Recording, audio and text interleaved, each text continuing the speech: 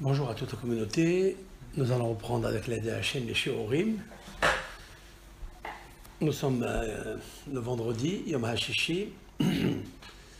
Après des longues vacances, nous reprenons le souffle, l'énergie. Et pour diffuser le cours sur Radio JM, en même temps sur notre site internet, avec l'aide de Hachem. Parashat HaShavua, qui t'etse la milhama al-oiver. Lorsque tu sortiras en guerre contre ton ennemi. Untano Hachem Elohecha biadecha, Éternel, ton Dieu, il le donnera entre tes mains. Mais Shavitya Shivio, tu captureras 100 captifs, etc. Nous savons très bien que dans chaque paracha qui est en relation avec le mois de Elul, qui est la préparation pour Rosh Hashanah,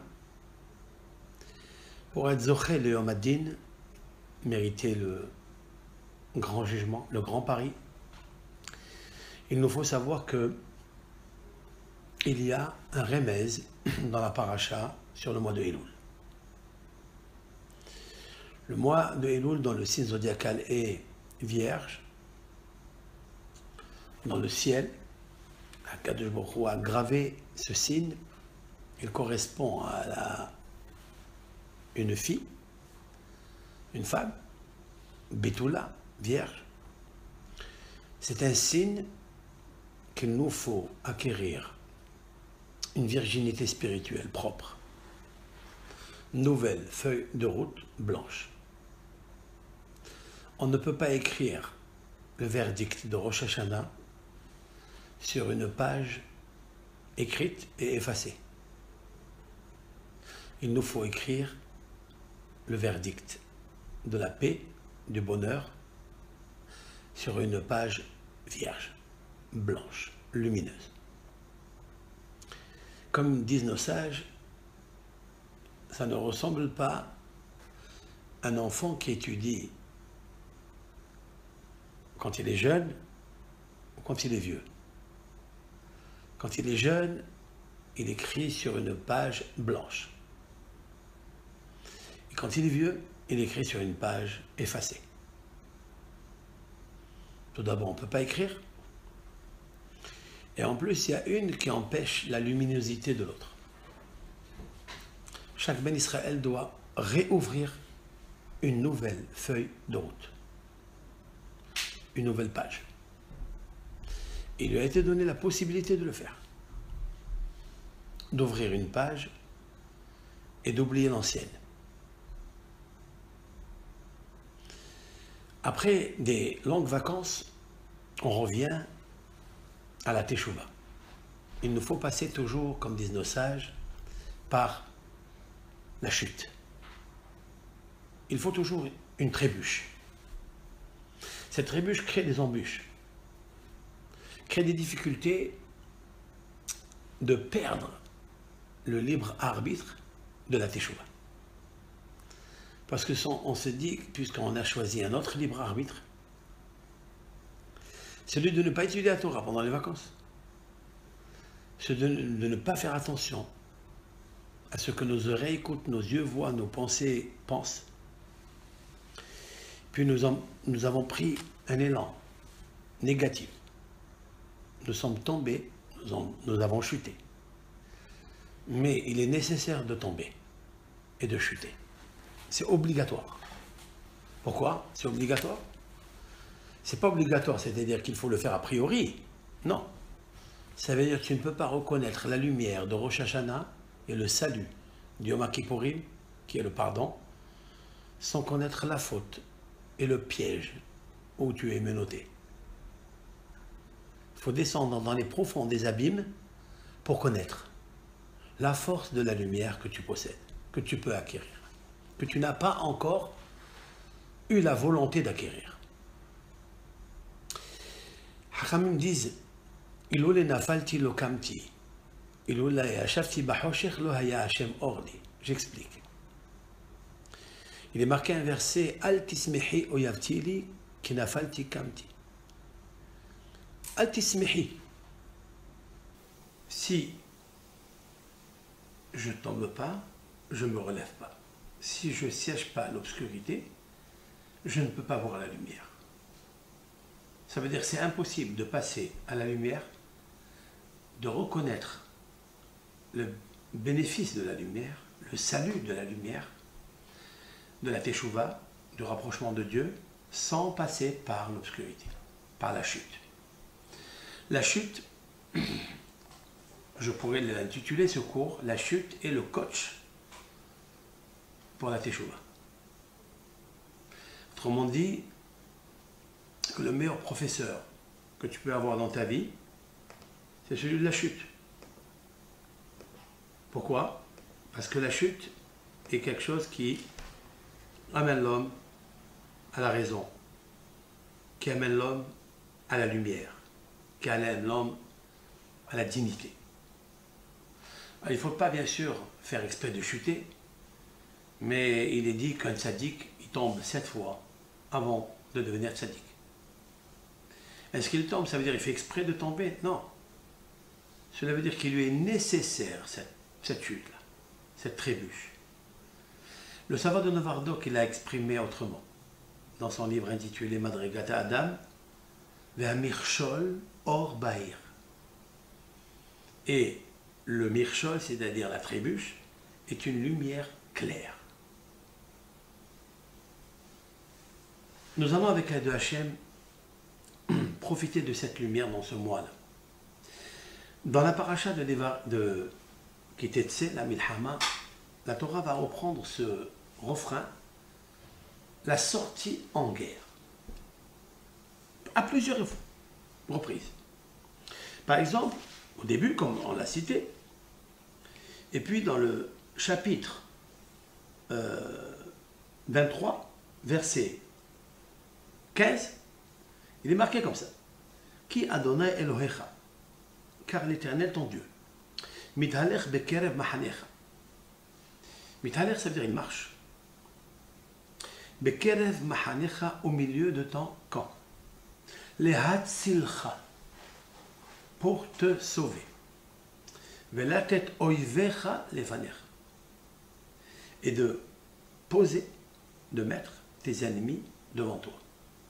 Ça veut dire que tes ennemis sont devant toi, te donnent la nuque, et c'est toi qui cours derrière eux.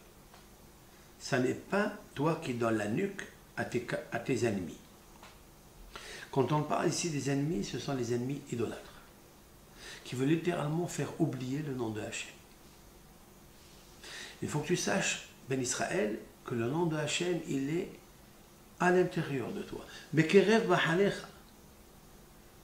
Lehatzilcha, pour te sauver, velatet oivecha lefanecha, de mettre tes ennemis devant toi.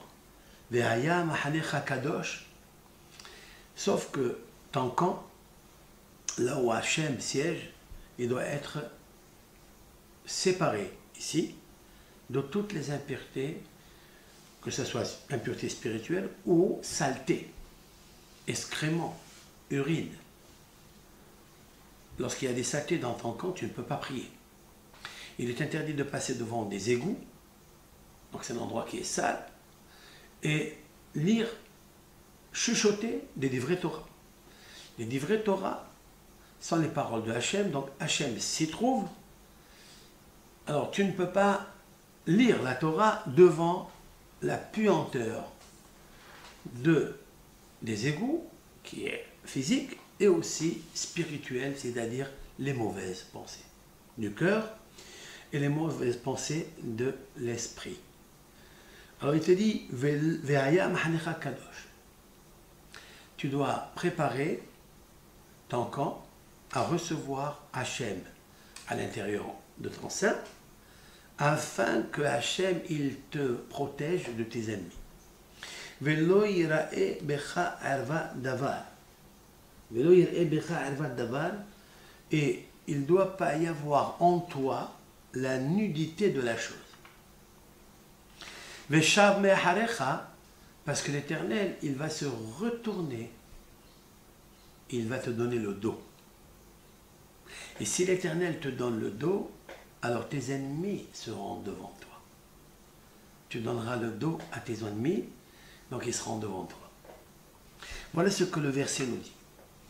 A priori, ce verset de la guerre contre son ennemi, nos sages disent que l'ennemi juré de l'homme, ce n'est pas l'ennemi physique. C'est l'ennemi qui est à l'intérieur de toi. C'est celui qui prend la place en ton sein, à part Akadosh Baruch. L'Éternel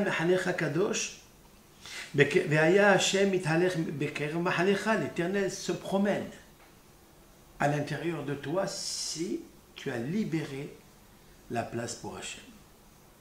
Mais si tu as fait rentrer des virus, antithèses, au repos, à la résidence de la Shekhinah, de Hachem, c'est ton ennemi. Il sera toujours vainqueur. Tu ne reconnaîtras pas la vérité, à plus forte raison la lumière. Donc, Ve'aya Mahanecha Kadosh, tu dois préparer ton terrain. Je voudrais prendre ce verset entier et le superposer, le proposer et l'associer avec le mois de Elul et le jour de Rosh Hashanah. Rosh Hashanah, Kadosh juge l'homme, juge chacun parmi nous. Il nous faut savoir qu'il faut préparer maintenant le terrain pour que Hachem puisse rentrer en nous et nous juger favorablement. Autrement dit, que le mois de Elul est inscrit dans ce verset. Je vais vous le montrer de suite. C'est marqué. Ki Hachem Elohecha. Car l'Éternel ton Dieu, Mithaler, se promène. Mais Kerev Mahanecha, à l'intérieur de ton sein, c'est-à-dire à l'intérieur de ton cœur et à l'intérieur de ton esprit. Puisque Mahanecha, les premières lettres qui veulent dire Mahane, Mahane c'est un camp, Mahane c'est Memhet, Moah, c'est l'esprit, c'est le cerveau. C'est lui la télécommande, la dictée du cœur. Il faut que le nom de Dieu soit gravé dans ton cerveau, dans ton esprit. Lehatzilcha, pour qu'il te protège. Mais la tête, regardez les initiales. Lehatzilcha lamed. Donc te sauver. La tête, la tête est donnée vav. Oivecha, tes ennemis, aleph. Lefanecha lamed. Aleph, lamed, vav, lamed, elul. Le mois de Elul, il est là. Cependant, pour que le jour de Rosh Hashanah, qui est le jour Kadosh Venora, le jour saint, où tout est décidé ce jour-là, c'est le jour de la création de l'homme. Puisque l'Éternel a créé le monde le 26 Elul. 25 Elul. Le 25 Elul, là, que je me crois, a créé le monde. Il a choisi le signe zodiacal de la Vierge pour créer un monde. C'est-à-dire que le monde était obscur. Il y avait les abîmes, il y avait la mort, il y avait le chaos, la solitude. C'est le deuxième verset de la Bible. C'est là où l'Esprit de Dieu, si l'on peut dire ainsi, a pensé, donc a fait. Parce que la pensée de Dieu, c'est faire. Créer un monde nouveau, Vayomer Elohim Yehior Vayior. Et l'Éternel, dans toute cette obscurité, parce qu'il nous faut passer par l'obscurité, pour Vayomer Elohim Yehior, pour qu'il y ait la lumière. Chaque fois dans notre vie, pour évaluer, estimer, donner la valeur réelle de la lumière qui est en toi, que tu peux accéder à elle. Grâce à elle, tu peux éclairer ta vie, ton sentier, ton chemin. Il nous faut passer par Tohu Vavohu, Hosher, obscurité. C'est là où Dieu il a dit, l'Esprit de Dieu, c'est-à-dire le Ruach Elohim de Rosh Hashanah. Car le jour de Rosh Hashanah est une vraie lumière. C'est pourquoi, Vayomer Elohim Yehior Vayior. Donc on sait que le mot lumière est égal à Rosh Hashanah. Nos sages.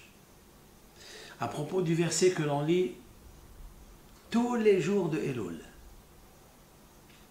le matin et le soir, Les David, Adonai, Ori, Veishai, Mimi, Ira, Adonai, Maos, Hayai, Mimi, Ifhad. Je vais prendre ce verset et je vais le traduire. Les David, à David, Hachem, Ori, Veishai, Mimi. L'Éternel, le tétragramme, son nom béni soit-il, c'est-à-dire la puissance nécessaire du Hesed, qu'on appelle en hébreu Mida Touvra, la qualité de ta charité, comme l'a expliqué Rachid dans Parashat Veit Hanan, et Godlecha, c'est-à-dire la grandeur, Mida Touvra. Mida Touvra, cela veut dire la mesure de ta charité. C'est ça, Hachem. Ori Veishai. Tu es ma lumière, Veishai, et tu es ma délivrance. De quelle lumière et de quelle délivrance s'agit-il? Explique nos sages. Ori ze Rosh Hashana. Ma lumière, c'est le jour du jugement, qui est à la tête du mois, le début du mois. Le début du mois est une nouvelle page de la création de l'homme. C'est-à-dire que nous revenons initialement au 6e jour de la création, qui est la création de l'homme. Et nous allons nous accrocher à ce jour-là et prendre toutes les paroles, tous les bienfaits, toutes les qualités, lumières que l'Éternel a déposées en l'homme Adam Arishon. Et c'est là qui va nous donner la force et la volonté de recommencer une nouvelle page vierge, blanche. Lumière. La blancheur de la lumière. Il y a des lumières jaunes, il y a des lumières blanches. Celle de Rosh Hashanah n'est pas jaune, elle est blanche. Parce qu'on écrit sur une page blanche avec une écriture en or. Or, qui est jaune. Et Veishai, ça c'est Ori. Ori, c'est Rosh Hashanah. Parce que Rosh Hashanah, en fait, quand tu penses qu'à Kadosh Baruch Hu, encore une fois, il te permet de réacquérir une certaine luminosité, une certaine virginité, lumière, pour avoir quitté la lumière après les vacances. Ces vacances existent même dans les yeshivot. On appelle ça Ben Azmanim.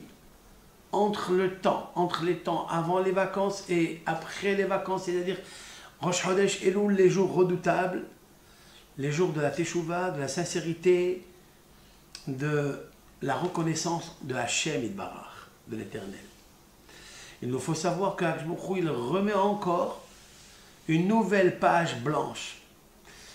Alors il te dit, Hakadosh Baruch Hu, surtout, évalue le cadeau que je te fais, une nouvelle page blanche, pour écrire quelque chose qui peut se graver à jamais, écrire sa vie, écrire sa propre teshuva. Attention d'oublier cette page blanche, lumière, et de laisser la première page de l'année dernière, depuis l'année dernière, où nous avons écrit beaucoup de choses. Et des fois, nous nous sommes trompés dans l'écriture. Et nous avons raturé. Nous avons voulu effacer. Mais quelque chose d'effacé, ça n'est pas comme quelque chose qui est propre, qui est blanc, qui est halal, qui est lisse. À quoi ça ressemble? Une feuille qui a été déjà écrite et effacée à la notion de Esav. Esav, c'est Seir. Seir, c'est-à-dire poilu. Poilu, ça veut dire c'est comme quelque chose qui est raturé sur la page. On ne peut pas écrire sur un endroit où il est poilu. Tandis que Hakadosh Baruch Hu, il te dit, je te donne une page blanche, lisse, lumineuse, comme Yaakov. Car à propos de Yaakov, il est dit, Va'anochi ish halak. Et moi, je suis un homme lisse, un homme blanc. C'est sur ça qu'il faut écrire. Pourquoi je compare ça à Seir, c'est-à-dire poilu, et à Yaakov qui est halak, qui est lisse? Parce que toute Rosh Hashanah est reposée sur Yaakov Avinu. Mishpat l'Elohei Yaakov.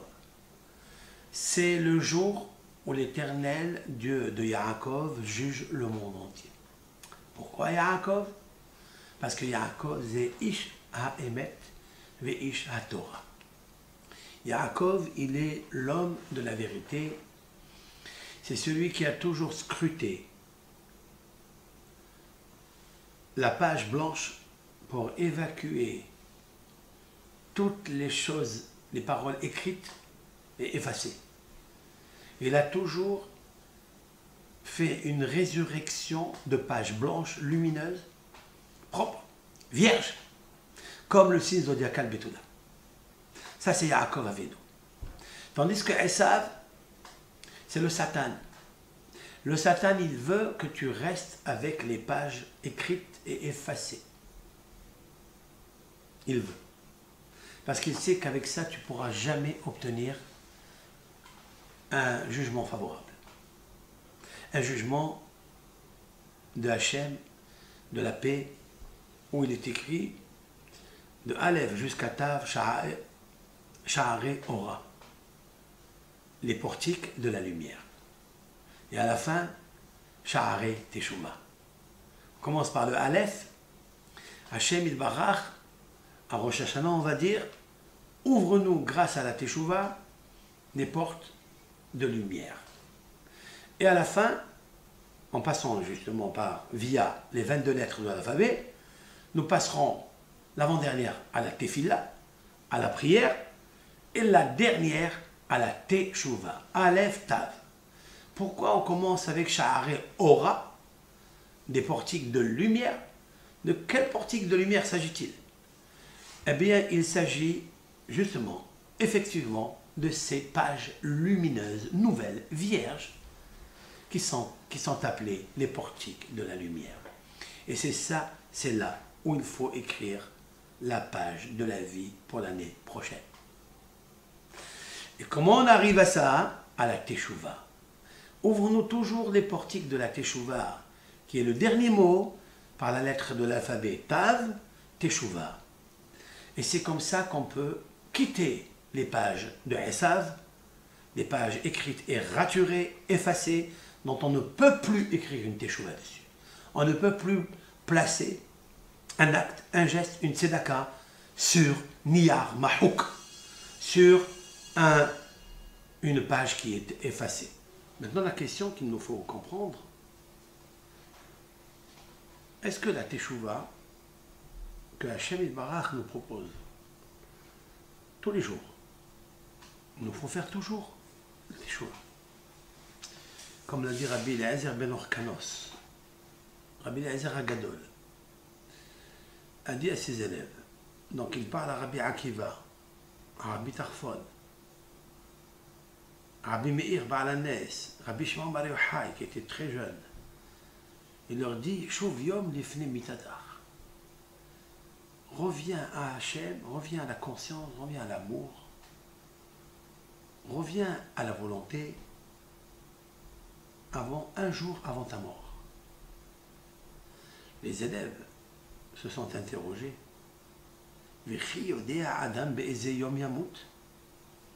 Est-ce que l'homme sait quel jour il doit mourir? Qu'est-ce qu'il dit Rabbi Eliezer? Reviens à Hachem un jour avant ta mort. Est-ce que ça veut dire un jour avant ta mort, tu sais quand est-ce que tu vas mourir? Est-ce qu'un homme connaît le jour de sa mort?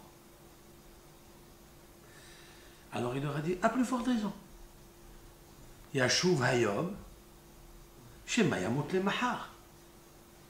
Il doit revenir à Hachem aujourd'hui, de peur qu'il meure demain. Qu'est-ce que Rabbi Eliezer Agadol nous a appris? Ça c'est Aleph. La deuxième chose, qu'est-ce qu'il dit Rabbi Eliezer comme réponse finale? Reviens à Hachem aujourd'hui de peur que demain tu meurs. Et pourquoi il n'a pas dit de peur que aujourd'hui tu meurs? C'est une très belle question. La réponse est la suivante. Rabbi Eliezer parle d'une teshuva sincère. Et tu peux la faire tous les jours, cette teshuva. Cela veut dire ne laisse pas la faute que tu as gravée dans ta page blanche, vierge, ne la laisse pas creuser la page, parce qu'elle va devenir une hakika, c'est-à-dire une gravure. Il sera impossible de l'effacer. La faute que tu as faite aujourd'hui, fais teshuva aujourd'hui.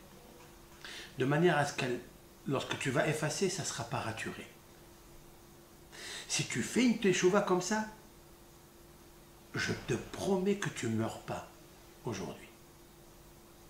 De peur demain que tu mourras. Mais celui qui fait une vraie teshuva aujourd'hui, il ne meurt pas aujourd'hui. Et il y a beaucoup de preuves à cela. J'ai connu une personne très malade, dont les médecins lui ont donné la journée pour mourir. Un verdict rigoureux et meurtri. Cette personne a entendu du vrai Torah, du vrai Teshuva. Il a passé la journée. Il a eu le temps de faire une vraie Teshuva. Comme si c'était le jour de Rosh Hashanah pour lui. En même temps, le jour de Rosh Hashanah, Ori, ma lumière, Veishei, et ma délivrance du jour. Et la vraie délivrance, c'est le pardon de ses fautes. Autrement dit, l'effacement de ses fautes au point où on voit uniquement une feuille de route blanche. Et des fois, la teshuva, elle est tellement forte qu'elle devient pas seulement blanche, mais lumineuse. La question est de savoir avec quoi tu écris la faute. Quand tu écris une faute, est-ce que tu l'écris avec du crayon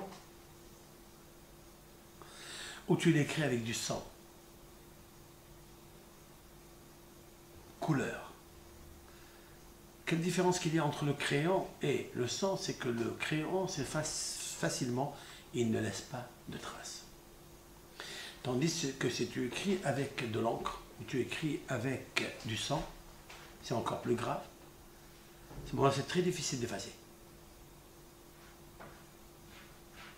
Qu'est-ce que ça veut dire écrire avec du crayon ou écrire avec du sang ou de l'encre?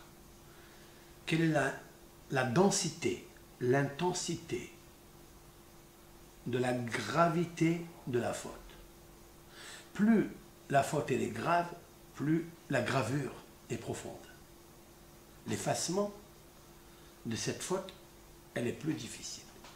On va remarquer que sur cette page, elle n'est pas vierge, elle n'est pas blanche, elle n'est pas lumineuse. Au contraire, elle est raturée. Et on ne peut pas écrire au-dessus de cette rature la teshuva.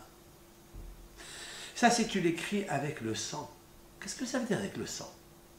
Ça veut dire que tu as fait le péché avec le plus grand des plaisirs. Lorsque dans ce plaisir a profité de la circulation du sang de tout ton corps. Alors la faute, elle est plus grave. Et la teshuva est plus difficile. Par contre, si tu fais la faute légèrement, c'est arrivé que tu as fait une faute. Le Yetzer Hara t'a surpris et il t'a mis sous les menottes de la Avera. À ce moment-là, la faute, tu peux l'effacer facilement. C'est comme si tu l'as écrit avec de l'argile. Tu l'as écrit avec de l'encre, avec du crayon. Il s'efface facilement. Tu peux réécrire une page de ta vie, tes bonnes actions, une nouvelle vie. Ça peut marcher aussi dans le couple, ce que je viens de dire maintenant. Dans le couple, ça dépend avec quoi tu as entaché la feuille de route du mariage. Enfin, ta ketouba. Si cette ketouba, elle était très belle, et dans cette ketouba, tu étais engagé devant 2 témoins à consolider une maison, à amener la Shekhinah, au prix que ça coûte, avec toutes les abstractions, les abnégations, les investissements, les sacrifices qu'elle demande. Tu as laissé une ketouba vierge, belle. Les mêmes paroles de l'engagement est continu. Je ne parle pas seulement d'une Ktouba homme-femme, je parle aussi de la Ktouba de Shavuot. Nous avons juré, fait un serment, nous avons promis de la nourrir à la Torah, d'étudier, de la vêtir, de l'embellir par des mitzvot, et de la chérir, de l'aimer. Et l'aimer, c'est-à-dire être assidu. Être assis et faire son dû. Bien entendu, on est toujours tendu. Mais c'est tellement étendu, la lumière dans le monde. Alors, qu'est-ce que tu fais avec ça? C'est que tu chéris la Torah. Lorsqu'un jour, tu n'as pas étudié la Torah, tu l'as abandonnée. Donc tu ne l'as pas chérie. Donc tu ne l'as pas vêtie, donc tu ne t'es pas nourri. Pour récupérer cela, tout dépend qu'est-ce que tu as fait dans cette laps de temps d'abandon. Qu'est-ce que tu as fait? Est-ce que tu as fait une faute avec, en écrivant sur la page de la Ktouba de l'engagement avec de l'encre, avec du sang, ou avec de l'argile, ou peut-être avec du crayon? Le premier, le crayon, peut s'effacer facilement. Tu as repris immédiatement la teshuva. Des fois, la teshuva, elle est encore plus belle, plus grande, lumineuse. Elle va te transcender parce que tu as remarqué le trou, le piège, les menottes qui t'ont attrapé. Mais ma'amakim kerati Hashem, des profondeurs, des abîmes, je t'ai appelé Hashem. À quel moment je t'ai appelé Hashem une fois dans ma vie? C'est pas quand j'ai fait un péché avec le crayon, ou bien avec de l'argile, ou bien avec du sang. C'est plus encore. C'est quand il n'y avait plus de feuilles vierges, il n'y avait plus de vie. Je ne voulais plus de la vie. Je ne voulais plus inscrire dans cette page blanche, lumineuse, vierge, une nouvelle vie. Je voulais quitter ce monde. Parce que je suis descendu Tehom, c'est-à-dire au profond des abîmes. Tehom, c'est l'anagramme du mot Mavet, Hamavet, où je désire plus la mort. J'ai l'amour plus de la mort que de la vie. J'ai la rivalité de la vie. Je veux plus de ça. Et c'est là où j'ai appelé Hachem. Et c'est là où Akribuchou, Hate Elai Oznecha, Hachem, Keraticha, je t'ai appelé des profonds des abîmes. C'est le Shirama Alot Mima'amakim Keraticha Hachem qu'on va lire les 10 jours de pénitence à partir de Rosh Hashanah. Pourquoi? Parce que Rosh Hashanah est une lumière qui m'a fait comprendre que j'ai abandonné le roi des rois, celui que j'intronise le jour de ma naissance, Rosh Hashanah, via la mitzvah du shofar, la mitzvah du jour, Chovat Hayom. Le shofar, qu'est-ce que c'est? C'est un trou. De ce trou, il y a des cris. Nekavim, nekavim, halulim, halulim. C'est par ce trou qu'émergent des pleurs, des lamentations. Yebaba, yelala. Par le nekev. Parce que j'ai remarqué que je suis horban. Je suis destruction. C'est le jour de Rosh Hashanah que j'ai remarqué une chose pareille. Et c'est là où mon cœur se brise.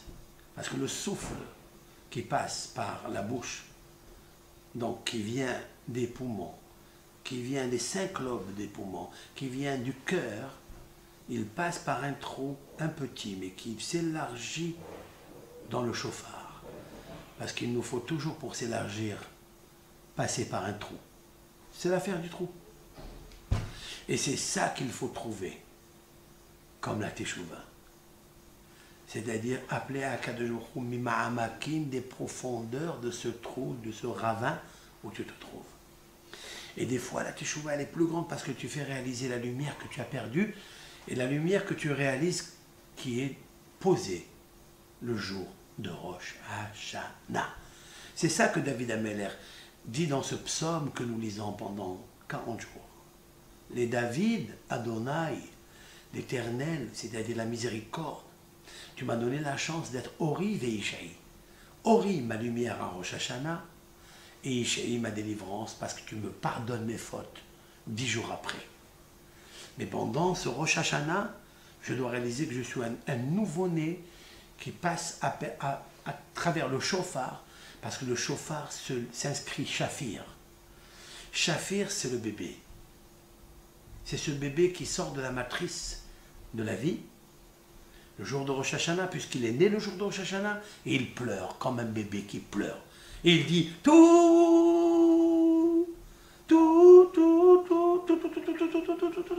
Ce sont des peshutot, yevavot et yelalot.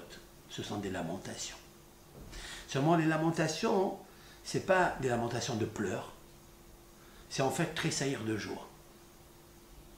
Parce que quand je réalise que je peux encore récupérer une nouvelle page blanche grâce à la teshuva. Tu voulais poser une question? Non, je voulais dire que quand on dit fais teshuva de suite, de peur que de teshuva, on peut aussi expliquer de la manière suivante, c'est-à-dire de dire que si on recommence la faute le lendemain sans avoir fait teshuva la veille, la faute elle va s'incruster en nous et c'est là où il va y avoir une mort de l'âme parce qu'après, une fois que c'est incrusté dans notre âme, on ne peut plus s'en défaire.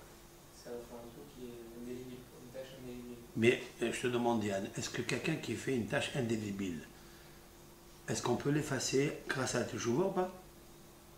Oui. Même si c'est une tâche qui fait avec du sang, on peut encore l'enlever. Et c'est ça, en fait, le billet de Rosh Hashanah. HaKadosh Baruch Hu, la miséricorde de Hachem Yitbarach, elle est tellement grande pour toutes les fautes. Il est vrai que dans le Zohar HaKadosh, Rabbi Shimon bar Yochai nous dit que tous les péchés ont une teshuva. On peut pratiquer la teshuva, sauf quelques-uns. Mais les commentateurs expliquent, notamment le Harizal, Rabbi Chaim Vital, c'est repris aussi dans Sha'arei Arucha, un livre intitulé Sha'arei Arucha, c'est-à-dire les portiques de la guérison, qui passe par la teshuva de Rabbi Yaakov Abehsera, ce grand sadique, que même le péché le plus grave que l'on pense, qui n'est pas effaçable, par le biais de la teshuva et de l'étude de la Torah, on peut l'effacer. Notamment, c'est repris par Rabbi Moshe Feinstein. Une personne lui a demandé, bien qu'elle était mariée, elle commet un péché de Zera de Batala, même mariée. Et il dit, comment je fais pour faire teshuva? Ça veut dire, j'ai une âme noire. Comment un homme marié, un homme qui sait ce que c'est que le Yitzhara de la sexualité, de la débauche, puisqu'il a une femme aujourd'hui, et il continue à faire ce péché à Hamour Me'od. On a entendu de lui qu'il est chauffeur d'amim, il est criminel, il verse du sang. On dit de lui qu'il est Mema'at Tadmut, c'est-à-dire qu'il enlève l'image de Dieu, puisque donner des enfants, ça veut dire donner l'enfant qui a l'image de Dieu, donc il diminue cette physionomie. On dit de lui qu'il est Mema'at Shechina Israël, il diminue la Shechina, puisque grâce aux enfants qu'on a, au Shafir qui passe par le chauffard, alors on amène 600 000 personnes, qui est le nombre Mihouyav ou Moucha, comme dit le Maharal de Prague. C'est un nombre, 600 000, obligatoire, via la résidence de la Shekhinah. Et lui, à cause de ça, il diminue le nombre de 600 000. Donc c'est une faute gravissime. Et la gravure dans la page vierge, elle est profonde. Quand même, il y a la teshuva. C'est ça les David Adonai Orivé Shemimir. Seulement, David Améler, dans ce psaume, il parle de quoi? Il parle des ennemis. Comme la paracha de la semaine, qui te sait. Qui te sait, al-Oivecha, c'est dit au singulier cette fois-ci. L'Odibra Torah est la Keneged Yitzhara. La Torah a parlé seulement contre le Yitzhara. Le Yitzhara, c'est ce fameux Satan qui est en nous, qui est le plus grand ennemi de l'homme. Le plus grand ennemi de l'homme, c'est le Yetzer Hara. Comme a dit le Havot al-Vavot, le devoir des cœurs, Beda, sache. Je cite. Hasone hagadol sheishlach ba'olam hu yitzrach. Le plus virulent, le plus grand, c'est-à-dire important ici. Ennemi que tu possèdes, c'est ton Yetzer Hara. C'est lui qui te fait des clins d'œil de douceur, qui te rapproche aux délices, qui te montre que les plats de ce monde sont exquis. Mais il fait rentrer le poison dans ces plats. Tu commences avec la douceur et tu termines avec la douleur et la mort. Et toute son intention, c'est de te déraciner de ce monde, c'est-à-dire de vivre la joie, de profiter de ce monde à travers la Torah, les mitzvot, le Shabbat, qui hu hayecha ve'orech yamecha. La Torah, elle a dit que Shabbat, c'est ta vie. La Torah, elle est ta vie. La mitzvah, c'est ta vie. Et il te rend tout ça amer. Mais comment? Parce que tu as absorbé le fruit de connaissance du bien et du mal. Il faut que tu saches que de la Torah, dans les mitzvot, il y a du bien. Mais il y a à l'intérieur aussi du mal. Quand tu ne le fais pas convenablement. Quand tu le fais chez l'olishma. Lorsque ta bouche dit une chose et ton cœur pense une autre. Lorsque ton cœur et ta bouche disent quelque chose et ton corps fait autrement. Autrement dit, la contradiction. La contradiction ne doit pas être le jour de Rosh Hashanah. Sinon, tu ne peux pas obtenir une virginité spirituelle blanche lumineuse. C'est le combat contre le Yetzer Hara. Hassoné agadol sheishlach ba'olam. N'écoute jamais ton Yetzer Hara. Tout ce qu'il te propose, fais le contraire. L'homme ne doit pas s'écouter à lui-même. Il ne doit pas avoir confiance en lui-même. Nos sages l'ont dit dans les maximes de nos pères. Al ta'amin be'asmach ad yom motach. N'aie pas confiance en toi jusqu'au jour de ta mort. Ad yom motach. Tu ne sais pas quand tu vas mourir. Tu sais quand est-ce que tu vas mourir? Quand tu ne fais pas tchouva. Je reprends donc l'idée initiale de Rabbi Eliezer ben Orkanos, le maître de Rabbi Akiva. Rabbi Eliezer Agadol. Ad yom motach. Mais tu ne sais pas quand tu vas mourir. Tous les jours, tu dois faire tes jours. Ça associe à ce que dit Rabbi Meir dans le traité Rosh Hashanah. Il y a plusieurs opinions. L'opinion de Rabbi Meir est que Akadosh Baruch Hu juge l'homme tous les jours. Tous les jours, c'est Rosh Hashanah. Qu'est-ce que c'est ce niveau-là? C'est-à-dire qu'il ne faut pas vivre avec les vieilleries, avec les antiquités. Il nous faut renouveler notre vie instamment, chaque jour. Pensez que tu es en train d'être renouvelé. Quelqu'un, Barminan, qui a été jugé, et il est emprisonné. Barminan, Dieu préserve tout le Ham Israël, tout homme. Oui, quand il vit dans la prison, il n'a pas dit Hatchout. Il est dans la vieillerie. Yashan Noshan.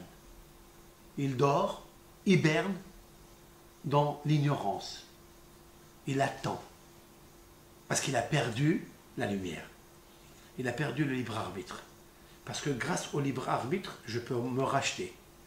Je peux réécrire ma page. Mais là, il n'a pas cette liberté de le faire. Il vit dans l'Aïtiachnou, dans le Herkel, dans le Tardema, dans la somnolence. Mais une seule chose l'intrigue. Il y a un seul cri que personne ne peut écouter, que lui-même. C'est ce cri. Quand est-ce que je vais sortir de là? Quand est-ce que je vais sortir à la lumière du jour? Pourquoi dans une geôle? Pourquoi dans un trou? Dans les oubliettes? Il est dans les oubliettes. Cette idée de prison, nous sommes tous dedans, même en liberté, et pas dans la geôle. Nous ne sommes pas en prison, mais nous sommes en même temps dans les oubliettes. Parce qu'on oublie, à cause de notre machine, système robotique, machinal, de tous les jours. Vehelgel al kol davar shilton. Il est marqué dans l'Ecclésiaste du roi Salomon. Le hergel, c'est-à-dire l'habitude, la itchashnut, le fait de faire ce que tu as fait hier et aujourd'hui, avant-hier et avant-hier, et ça fait des années, tu ne cherches pas le renouveau, alors tu vis dans une hibernation comme l'ours, 6 mois, mais toi, 70 ans. Alors tu ne vis pas la liberté. Donc tu ne peux pas écrire une nouvelle page. Il faut écrire tous les jours une nouvelle page. C'est ça Rabbi Eliezer Hagadol. Shuv yom lifnei mitatar. Reviens tous les jours avant de mourir. Qu'est-ce que ça veut dire avant de mourir? Littéralement avant de mourir, physiquement. Mais métaphysiquement, tu peux vivre tous les jours en renouvelant les idées, les pensées positives contre ce Yetzer-Hara. Alors comment on fait tout cela? Ki tetse la milhama. La Torah elle nous dit comment? Tetse. Pourquoi la Torah ne nous dit pas Ki tilham et oivecha? Lorsque tu combattras ton Yetzer-Hara, ton ennemi. Qu'est-ce que ça veut dire lorsque tu sortiras en guerre contre ton ennemi? Pourquoi sortir? Qu'est-ce que c'est ce sortir-là? Ki tilham et oivecha. Oui.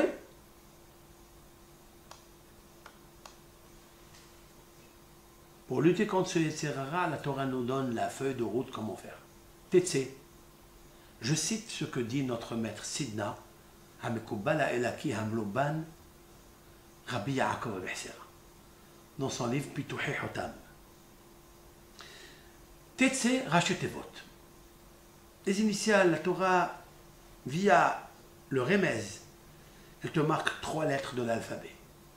Ki tetse. Si tu veux sortir de ton Yetzer-Hara, tu veux le combattre, tu ne pourras pas. Ki tilham. Qu'est-ce que j'ai demandé? J'ai demandé qu'il faut, quand tu lutteras, il n'y a personne qui peut lutter contre les Yetzer-Hara. Ça n'existe pas. Ki tetse.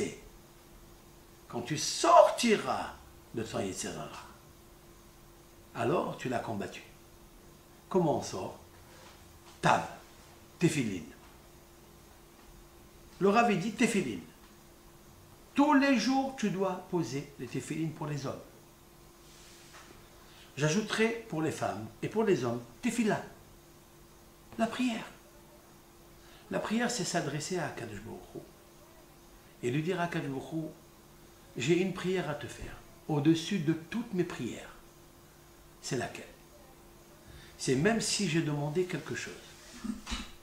Des fois, ça arrive rapidement, parce que Dieu le veut. Et des fois, ça n'arrive pas. Elle s'est évanouie dans l'histoire. Elle est abandonnée, on ne sait pas où elle est. Elle n'est jamais revenue favorable, puisque je redemande la même chose. Je dis à Akadosh Baruch Hu, écoute, au-dessus de toutes mes prières, je veux te faire une seule qui est belle pour moi, qui est bénéfique pour moi. Laquelle? C'est que si tu penses, toi, Hachem, que ce que je demande, moi, n'est pas pour mon bien, parce que toi, tu sais quel est mon bien, ben fais-le. Fais-le. Pourquoi un homme, il tombe dans l'angoisse, il tombe dans le stress et il s'insurge? Pourquoi? Pourquoi il se met en colère? Parce qu'il n'a pas obtenu ce qu'il désire, ce qu'il a envie. Mais qui te dit que tu as envie, c'est ça la vie. Peut-être que non. Change. C'est la raison pour laquelle jette sur Hachem ton sort. À la fin de la prière, tu dis Hachem, je jette toutes ces prières sur toi, Hachem. Toi, tu me choisis laquelle qui est belle. Je compose les mots M-O-T-S et guéris mes mots M-A-E-X. Je te fais la mélodie, guéris ma maladie. C'est l'homme qui doit prier la tefila, la prière à Hachem, de prendre la meilleure de mes souhaits que tu penses Hachem, qui est bien pour moi. L'homme, il ne tombera jamais malade, parce qu'il s'appuie sur quelqu'un. Mekor Maïm Haïm, la source vitale. Celui qui connaît la machine humaine qui t'a créé le jour de Rosh Hashanah. Et c'est ça, Zokhrenu les Haïm et les Chavet Bahaïm. L'Éternel, tu connais la vie. Souviens-toi, pas de ce que moi je veux que tu te souviennes, de ce que toi tu penses que le vrai souvenir, c'est de faire ta volonté. Guide-moi. Ça, c'est le Tav de Tetsé. Ton Yeserara, il va s'amenuiser. Je n'ai pas dit qu'il va littéralement disparaître. Il disparaîtra jamais jusqu'au jour de la mort. Adiom mitatar. Mais tu peux marcher en même temps avec lui. Tu peux encore vivre. Tu peux jouir. Celui qui n'a pas de hana'a dans la vie, celui qui n'a pas de profit dans la vie, mais il ne peut pas vivre. C'est impossible. Mais qu'est-ce que c'est la hana'a? Quel est le critère, quelle est la notion, la définition du profit? C'est quoi? Nous avons vu que tous les profits ont échoué. Ils sont à l'échec pratiquement. Le vrai souhait, c'est ce que David Ameler va dire. Aha, sha'alti me'et Hashem ota havakesh. Une seule chose, j'ai demandé à Hashem au passé. Ota havakesh au futur. Shifti bevet Hashem kol yemei hayai. C'est de s'installer dans la maison de Hashem toute ma vie. Ça veut dire quoi? S'installer dans une salle d'études la Torah? Oui. Pour le niveau de Rabbi Shimon Bar Yochai, de Rav Ovadia Yosef, Zichron Livracha, de Rav Eliashiv, de Rav Chaim Kanevski, Shibadel Lechaim, oui. De Rav Eliaou, Rav Aaron Lefshteiman, oui. De tous les tzadikim qu'on connaît. Eux, toute leur vie sont étudiés la Torah. Mais pour nous, c'est quoi vivre dans la maison de Dieu toute ma vie? C'est de rendre ma maison la maison de Dieu toute ma vie. Ça veut dire que ma maison, elle doit se conduire selon Dieu. Point la ligne. Selon la traçabilité, selon les références, la feuille de route que Hachem m'a proposée, c'est tout. Celle-là, elle ne s'efface jamais. Ce que tu effaces, c'est parce que tu as écrit des choses en plus qu'il ne fallait pas écrire dans ce Sefer Torah de ta vie. La Torah du divers Yamahanecha Kadosh. Alors je suis Hachem Elokecha mit Halech Beker Mahanecha. C'est moi qui te fais marcher, c'est même pas toi qui marches. N'oublie pas que les pas que tu as fait jusqu'à maintenant, ça n'est pas les tiennes. Ça n'est pas tes pas à toi. Tu as posé tes pieds sur les pieds de Hachem. Parce que Hachem mithalech bekeren mahanecha. L'Éternel, il marche. Pose-toi au-dessus de ses pieds. Comme cette femme, comme cet homme qui s'est posé au-dessus des pieds de sa femme, le jour où le pauvre qui recevait la tzedaka de ce couple a remarqué que quelqu'un a jeté la nourriture dans son jardin et il a couru derrière eux pour voir qui est celui qui est le bienfaiseur ou bienfaiteur. Alors, il les a poursuivis, dit le Talmud, et ils ont trouvé une boulangerie. Ils voulaient se cacher du pauvre, parce qu'il nous faut toujours cacher les mitzvot que l'on fait, surtout avec les pauvres, parce qu'il y a un visage. Comme il y a un visage, il ne faut pas le dévisager. Comme le pauvre, il a voulu dévisager qui était en train de faire la tzedaka, ils ont envisagé de rentrer dans le four. Mais le four était chaud. Alors la femme, elle s'est tenue pieds nus sur le socle du four. Elle ne brûlait pas. Et l'homme n'arrivait pas à tenir ses pieds à l'intérieur. Alors sa femme lui a dit, pose tes pieds sur les miens. C'est la première fois où on voit que le mari pose ses pieds sur les pieds de la femme. Quelle est la notion de cette histoire? La notion de cette histoire est la suivante. C'est qu'en fait, l'homme, quand il fait une mitzvah, il ne la fait pas complètement. L'homme, il donne de l'argent à un pauvre. Le pauvre, il doit se déranger après. Il doit compléter la mitzvah, d'aller acheter les besoins de Shabbat. Tandis que la femme, elle lui a préparé le plat. Elle lui a préparé le pain. Juste de mettre dans sa bouche. Il y a deux notions de force de tzedaka. La tzedaka que nous avons fait jusqu'à maintenant, la Torah que nous avons fait jusqu'à maintenant, elle ne peut pas tenir sur un four. Le four de l'enfer. C'est impossible. Il nous faut la tzedaka de la femme, c'est-à-dire de la bétoula, de la féminité, celle qui est vierge, c'est-à-dire celle qui peut poser les pieds sur un four. C'est ce monde qui a un vrai four qui brûle. Et poser les pieds qui sont plats, c'est remettre à plat toutes les actions que nous avons faites, les scruter, les analyser, puisque le signe zodiacal de Vierge, elle est native de ce mois, elle est analytique, pragmatique, scientifique. Elle est le but et l'essence même de l'introspection, de l'espionnage.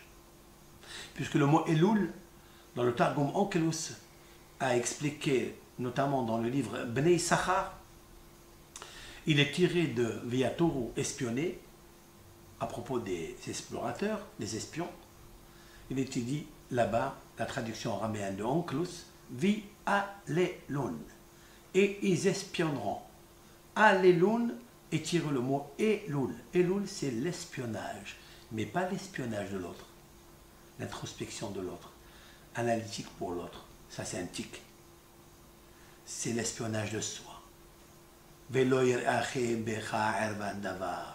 ce que j'ai expliqué tout à l'heure au nom de la Torah, dans le chapitre 23, verset 15. Hashem il est metalech bekerev mahanecha leatzilcha velatet ovecha rachet evot Elul. C'est l'espionnage, l'introspection, l'analyse, scruter. Mais velo yir'e becha arva davar. Il faut que tu descendes en toi, à l'intérieur. Ne cherche pas à savoir qu'est-ce qui se passe dans le cœur de l'autre. Il faut maintenant, dans ce mois, analyser que l'autre, il n'a que des qualités suprêmes.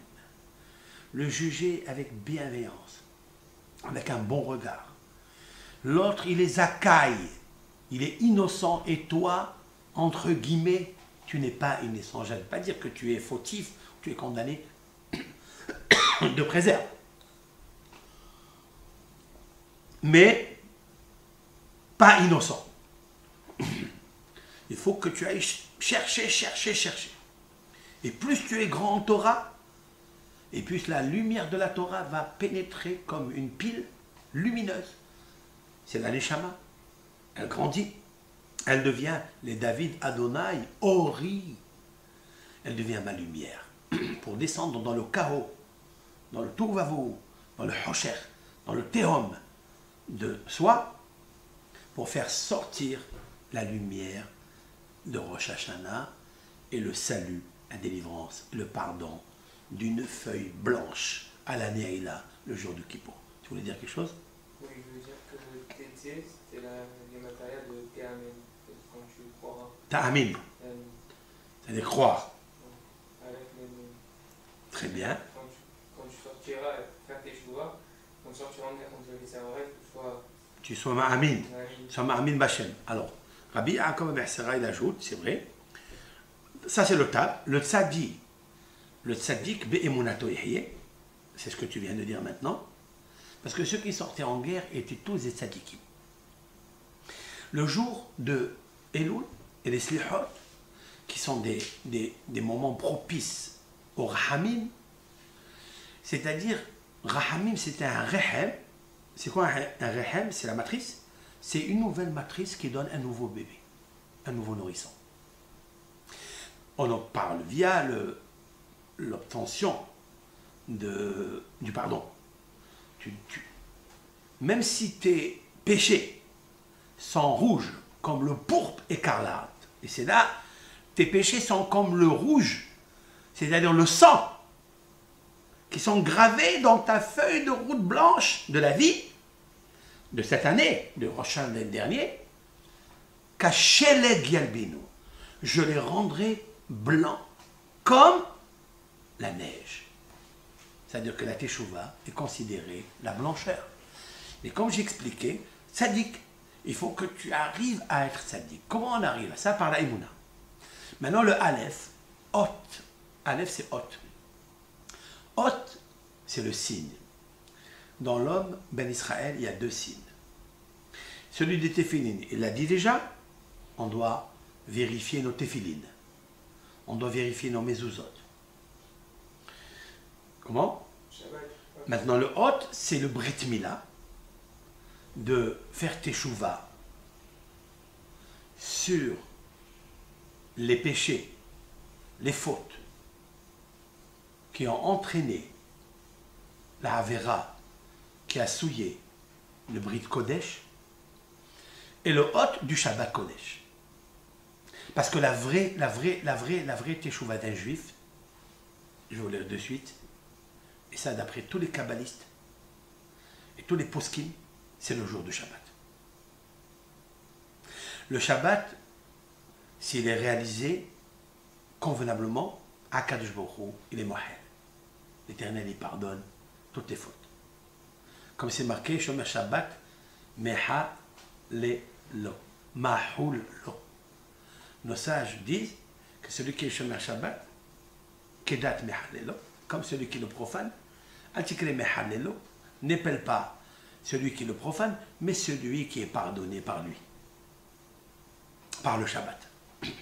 Le Shabbat, c'est le test de Rosh Hashanah. Rosh Hashanah, c'est le 6e jour de la création de l'homme. Et donc, on rentre dans le nouveau Shabbat.